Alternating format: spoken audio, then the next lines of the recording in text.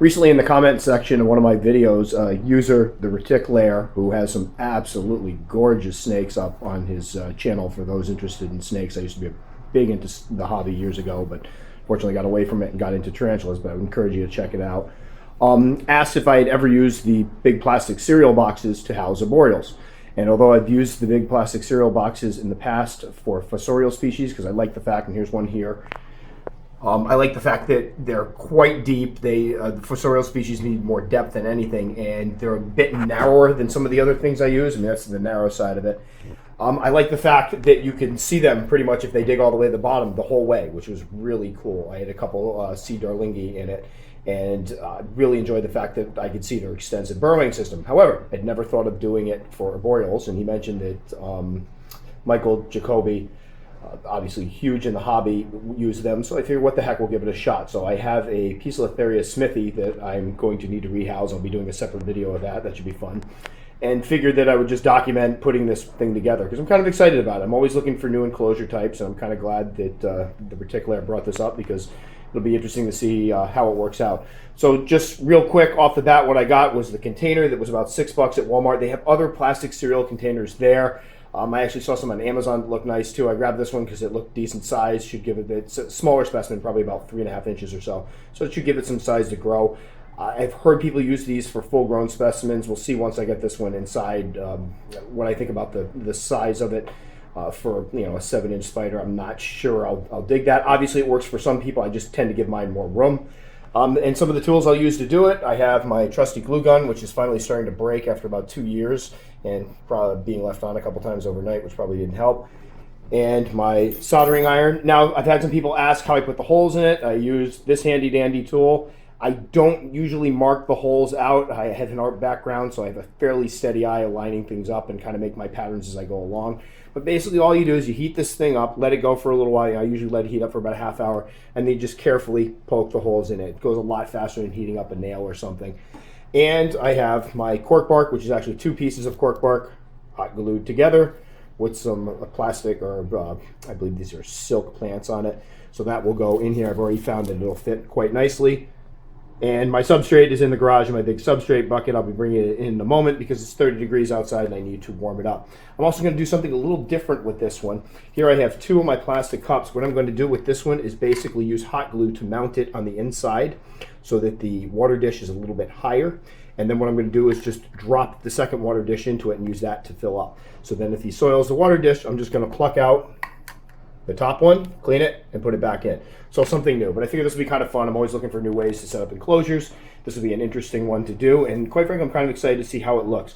I do wish I could have gotten a slightly clearer container. This still, it's foggy like all the Sterilite containers I use, but this one seems a little more foggy than some of the other ones, but we'll see how it comes out, and the next part of this video will be probably after it's all set up and the spider's inside.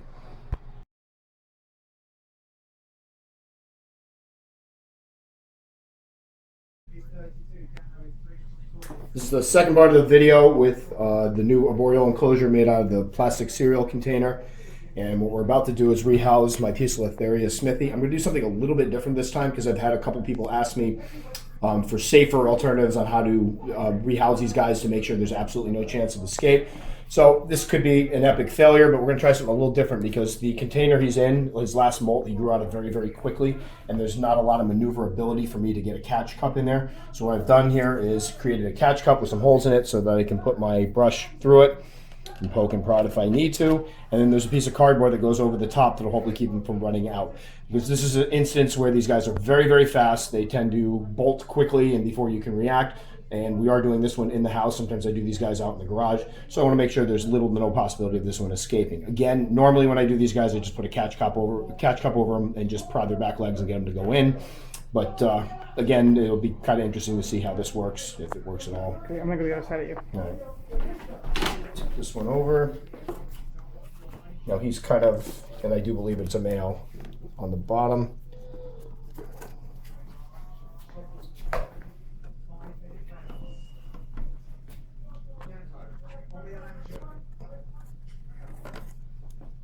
And of course, he's not going to want to come out.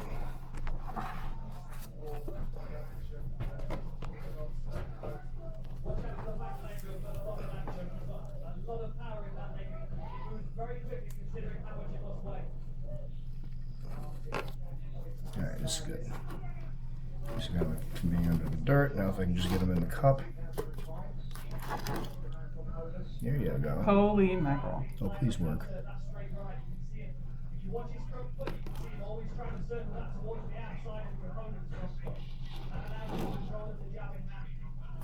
Of course, that won't be too easy. I make this dirt collapse, so it's the last thing I contend with.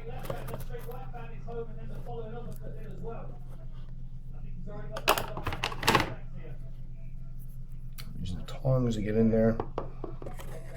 No, no, wrong way, wrong way, wrong way. You pain in the butt.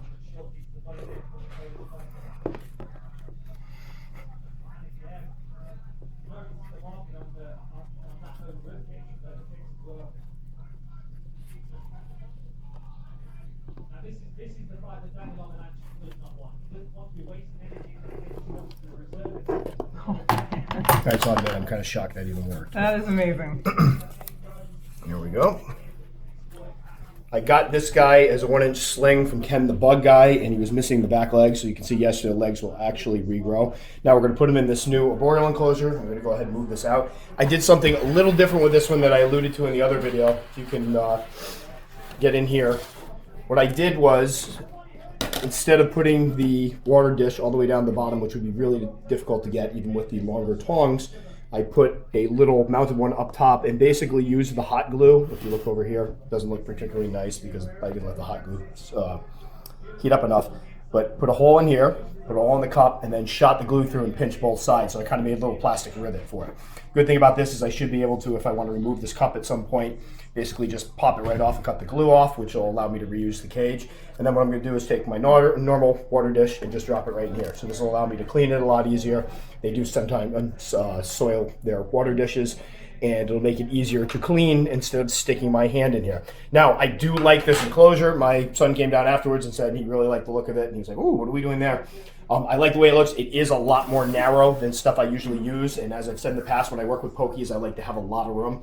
So I think with an arboreal, this is a nice dimension to give them enough room to move around, sit on the sides, climb on the cork bark. But I'd be a little more worried trying to work with them in these tight quarters. But I do kind of like this, especially for a juvenile. So I'm going to go ahead and try to get this guy down into the new enclosure. There we go. And of course, it's pointed in the wrong direction because that's always the way it goes. Let's see if I can do this without upsetting him too much.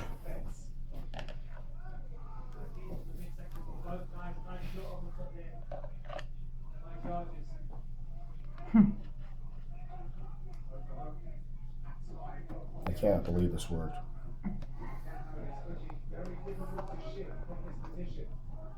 And he's in. Beautiful. Is he pointing down? He's pointing Yep, down. all the way down. Close this one up. And there it is. And I really kind of like this. The good thing is I obviously have a lot of tarantulas, and I have to be careful how much room I have because I got that mega shipment of 11 in when I wasn't expecting that many. So space is really at a premium.